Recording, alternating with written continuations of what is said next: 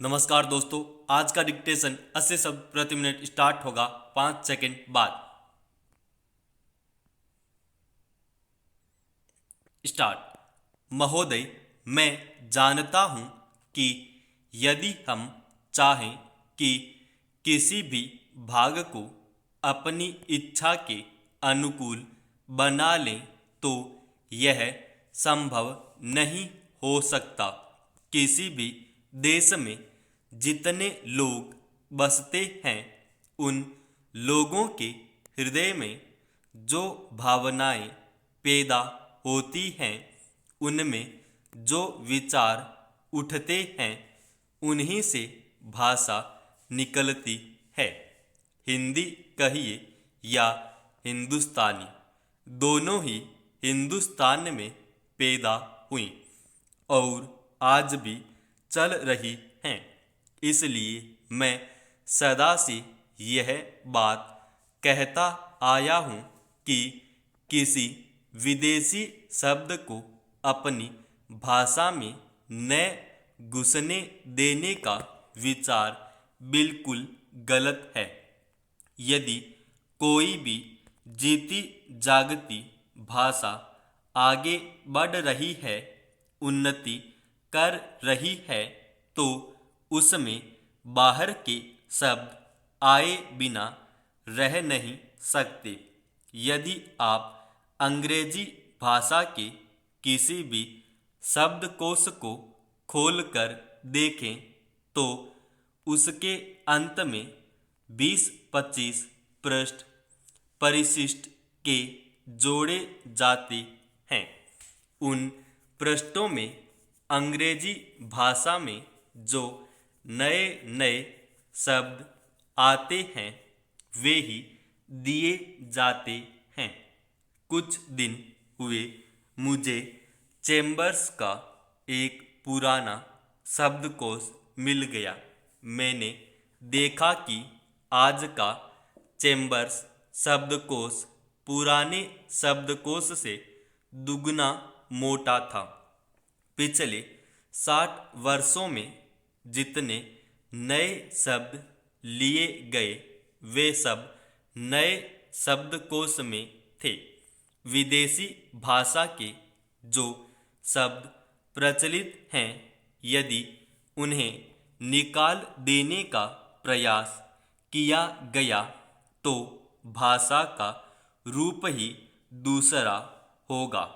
हिंदी वालों का यह प्रयास कि अरबी तथा अंग्रेजी भाषा के शब्द हिंदी में नहीं आने देने चाहिए, उतना ही हानिकारक है जितना उर्दू वालों का यह प्रयास कि उर्दू में केवल अरबी और उर्दू भाषा के ही शब्द रखे जाएं, संस्कृत के नहीं।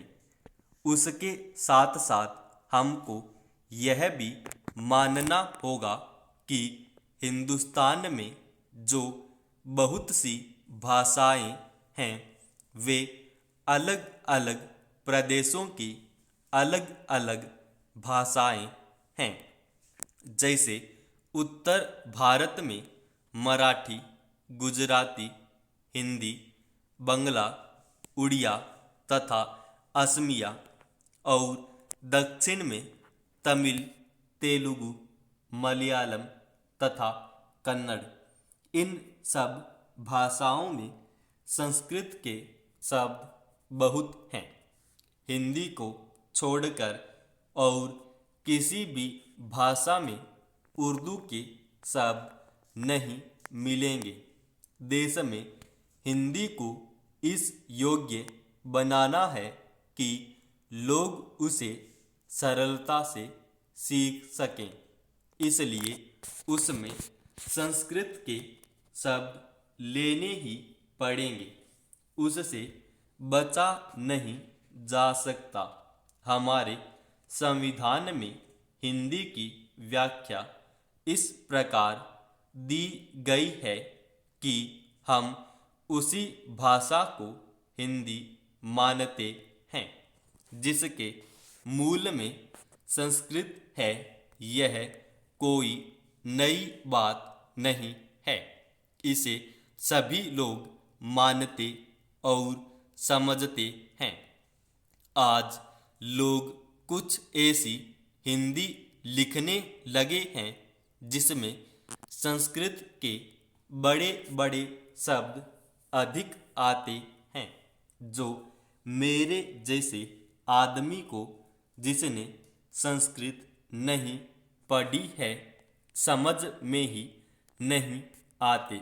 जो व्यक्ति संस्कृत या अरबी भाषाओं में से किसी को भी अधिक नहीं जानते, परंतु अच्छी हिंदी या हिंदुस्तानी लिख सकते हैं, उनको इतना समय नहीं कि वे संस्कृत और अरबी के बड़े बड़े शब्द लें।